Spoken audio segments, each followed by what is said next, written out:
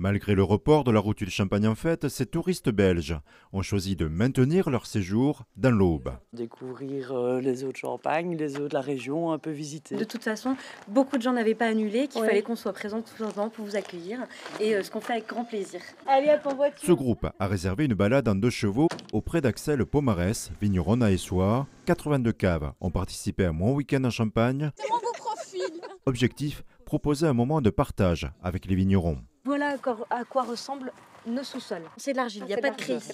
Je vous garantis qu'après 2 jours de pluie, vous avez une deuxième paire de bottes aux pieds.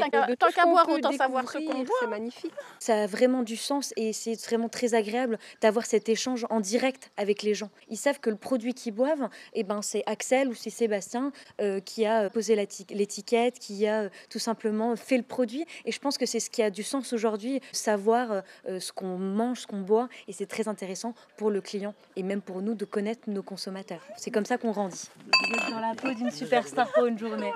C'est ça qui est phénoménal, c'est la passion des viticulteurs. C'est quelque chose de tout à fait contagieux. Ici, à Bligny, Chloé et Jennifer font partie des nouvelles générations de vigneronnes qui trouvent leur place au sein d'exploitations familiales. À l'image de ce couple néerlandais, venu goûter à l'apéritif vigneron, elles souhaitent développer l'accueil tout au long de l'année en français, allemand ou anglais. J'estime que ça fait partie du travail de la production de raisins, la transformation, l'élevage des vins jusqu'à la vente. Pendant les visites, c'est quand même beaucoup d'étapes et beaucoup de temps. Et des vendanges qui rentrent dans la cuverie, ça va se retrouver dans les bouteilles que quelques années plus tard, on ne s'en rendait pas compte que c'était aussi long. 80% Pinot Noir, 20% Chardonnay.